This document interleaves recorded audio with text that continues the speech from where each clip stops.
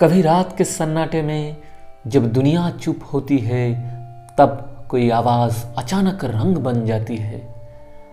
कभी सोचा है कि शब्द सिर्फ बोले नहीं जाते, महसूस भी किए जाते हैं। अगर आप ये वीडियो देख रहे हो तो शायद अब जानना चाहते हो कि ये अनोखा एहसास क्या होता है। इस एहसास का नाम है सिनेस्थेसिया।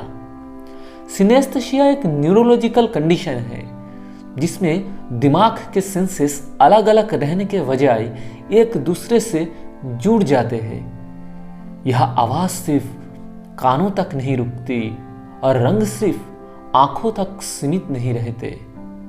इस दुनिया में कुछ लोग ऐसे होते हैं जो जब म्यूजिक सुनते हैं तो उनके लिए हर सुर एक रंग बन जाता है। पियानो का एक नोट गहरा नीला और वायलिन का तान हल्की पीली। वो जब कहते हैं यह गाना मुझे उदास लग रहा है क्योंकि इसका रंग बहुत डार्क है, तो दुनिया हैरान होती है। सिनेस्थेसिया के कई रूप होते हैं। सबसे कॉमन है ग्राफमी कलर सिनेस्थेसिया।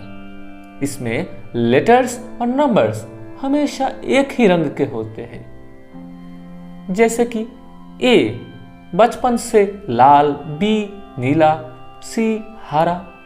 ये कोई चॉइस नहीं होती, ये ऑटोमेटिक होता है। कुछ लोग शब्दों का स्वाद महसूस करते हैं। किताब उनके लिए मीठी होती है जबकि शहर कड़वी। सोचिए, बात करते वक्त आप टेस्ट भी कर रहे हो। अब सवाल ये उठता है, ये होता क्यों है? साइंस कहता है कि सिनेस्थेटिक दिमाग में न्यूरॉन्स के बीच ज्यादा कनेक्शंस होते हैं। एक सिग्नल अपना रास्ता भटक कर दूसरे सेंसरी एरिया में पहुंच जाता है। यह कंडीशन अक्सर जन्म से होती है।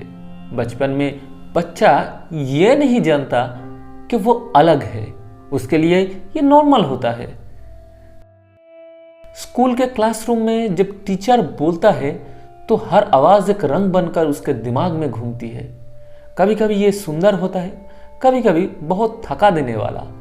इसलिए सिनेस्थेसिया सिर्फ गिफ्ट नहीं, एक जिम्मेदारी भी बन जाती है।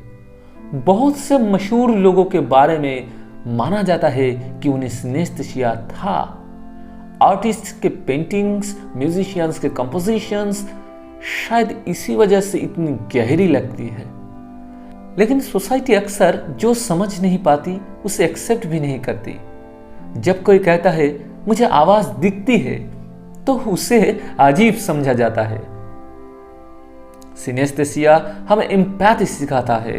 यह बताता है कि हर दिमाग एक जैसा काम नहीं करता और शायद इसी डिफरेंस की वजह से यह दुनिया चल रही है। स्टडीज के मुताबिक लगभग 2 से 4% लोग सिनेस्थेटिक होते हैं। यह कम संख्या नहीं है। कभी कभी तेज रोशनी, तेज आवाज और भीड़ सिनेस्थेटिक व्यक्ति के लिए ओवरलोड बन जाती है। इसीलिए उन्हें शांति और समझने की जरूरत होती है। सिनेस्थेसिया कोई बीमारी नहीं है, इसलिए इसका इलाज भी नहीं होता और होना भी नहीं चाहिए, क्योंकि जो दुनिया को ज्यादा महसूस करता है वो कम कैसे हो सकता है? अंत में सिनेस्थेसिया एक याद दिलाने वाली बात है कि दुनिया सिर्फ देखी नहीं जाती, महसूस की जाती है। और हर महसूस करने वाला इस दुनिया को थोड़ा और रंगीन बना देता है।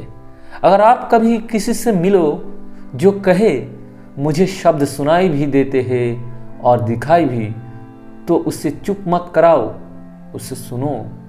हो सकता है वो आपको दुनिया का एक नया रंग दिखा दे। आज के लिए इतना ही। चलिए दोस्तों, फिर मिलेंगे।